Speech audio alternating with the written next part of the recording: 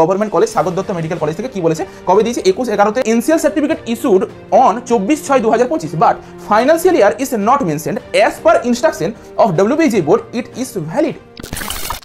2025 সালে নার্সিংয়ে অর্থাৎ ANM GNM BSc nursing জেনপাস ইউজির ক্ষেত্রে কাট অফ এত হাই কেন, সেই নিয়ে তোমাদের সকলেরই একটা ডাউট রয়েছে।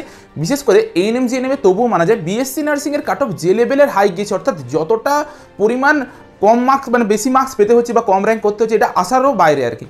যেখানে আগের বছর এত স্টুডেন্ট পরীক্ষা দিয়েছে, মানে ডবল স্টুডেন্ট পরীক্ষা দিয়েছে, সেটা বিএসসি নার্সিং বলো বা জিএনএম নার্সিং বলো, সেখানেও এর থেকে বেশি র্যাঙ্কেও স্টুডেন্ট পেয়ে গেছে, যেটা এবছর পায়নি।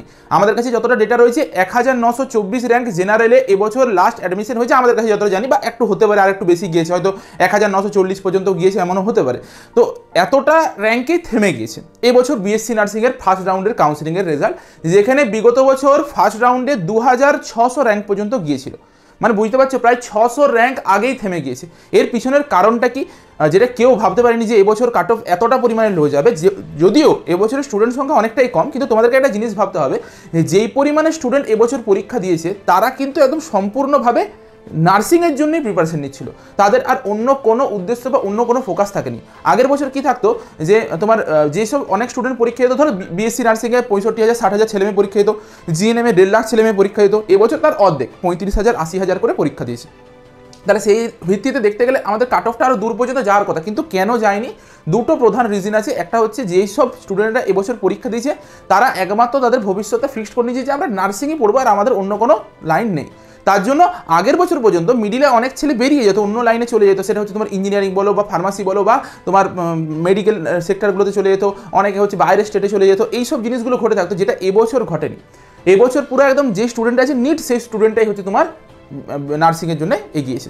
এরপর দ্বিতীয় রিজন যেটা তোমাদেরকে দেখবে, আমি একটা অ্যানালাইসিস দেখিয়েছিলাম যখন কাট অফের ভিডিও বানাই, বিএসসি নার্সিংদের ক্ষেত্রেও দেখিয়েছিলাম, জিএনএমদের ক্ষেত্রেও দেখিয়েছিলাম, যে এবছর ওবিসিদের সংখ্যাটা প্রচুর পরিমাণে বেড়ে গেছে।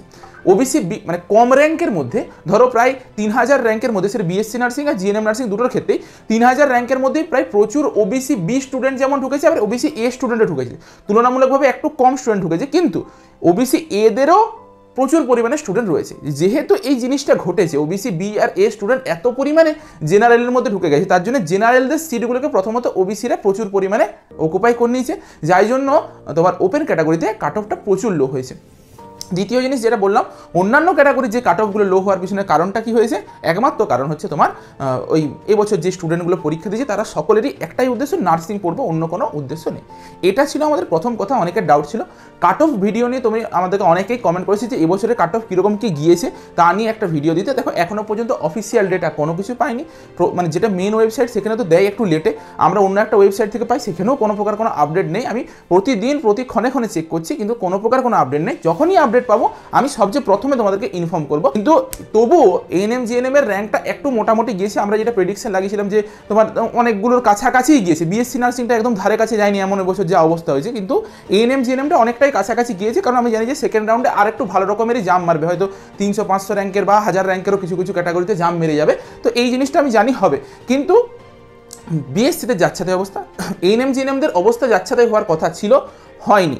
এরপর একটা জিনিস ঘটবে এবছর, যেটা সেটা হচ্ছে স্পট রাউন্ড কাউন্সিলিং এবছর গভর্নমেন্টকে করতে বাধ্য হবে, কারণ যেসব বিএসসি নার্সিংয়ের স্টুডেন্টরা কলেজ পায়নি বলে প্রথম রাউন্ডে জিএনএমের সিটগুলোকে ধরে রেখেছে, তারা কিন্তু ততক্ষণ পর্যন্ত সিটগুলোকে ধরে রাখবে যতক্ষণ না পর্যন্ত সেকেন্ড রাউন্ডে তারা জিএনএমের একটা কলেজ পাচ্ছে। যদি চান্স পেয়ে যায়, জিএনএমের সিটগুলো এগুলো দখল করেছিল, তারা কিন্তু ওগুলো ছেড়ে দেবে।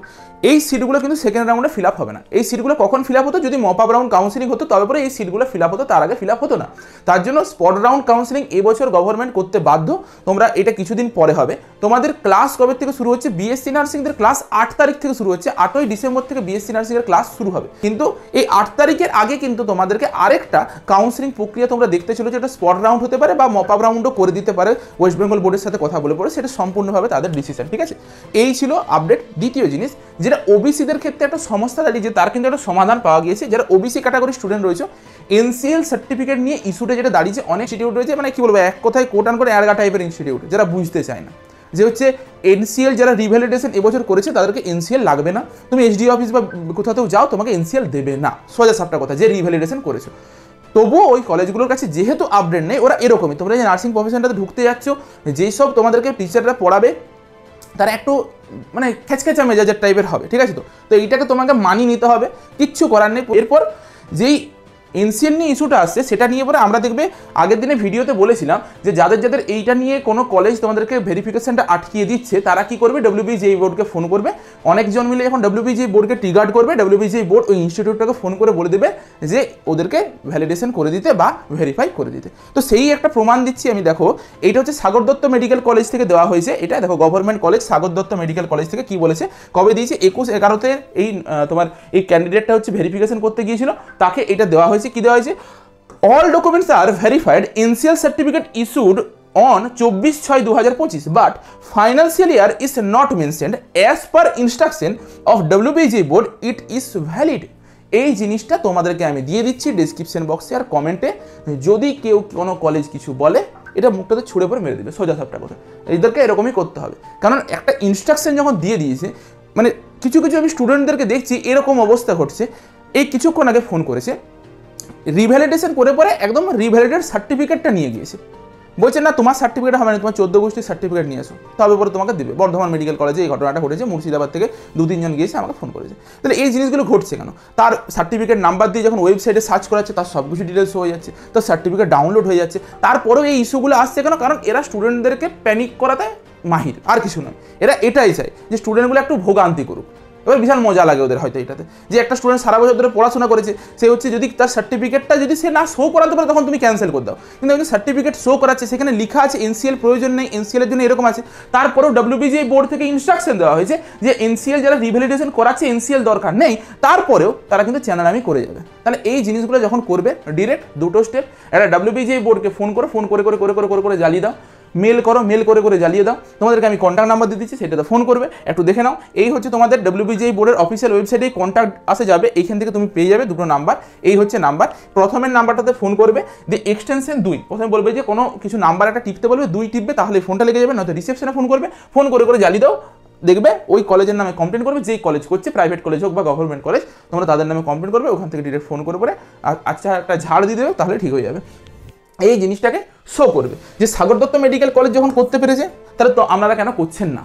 তাই এইটা তো ফেক জিনিস নয়, সাগর দত্ত মেডিকেল কলেজ দিয়েছে, তাহলে আগে ডব্লিউবিজিএই বোর্ডকে ফোন করে নিজেরা কনফার্ম হতে বলবে, তারপরে তোমাদেরকে যাতে কথা শোনাতে আসে কোনো কিছু যে হবে না, এই হবে না, এই জিনিসটাকে শো করে দেবে, ঠিক আছে? চলো এর মধ্যে তাহলে ভিডিওটা এই পর্যন্ত। ভিডিওটা তোমাদের বাকি সকল যারা যারা বন্ধু রয়েছে, যারা এই প্রবলেমটার মধ্যে রয়েছে, তাদের মধ্যে একটু শেয়ার করে দাও। দেখা হচ্ছে একটা নতুন ভিডিওতে।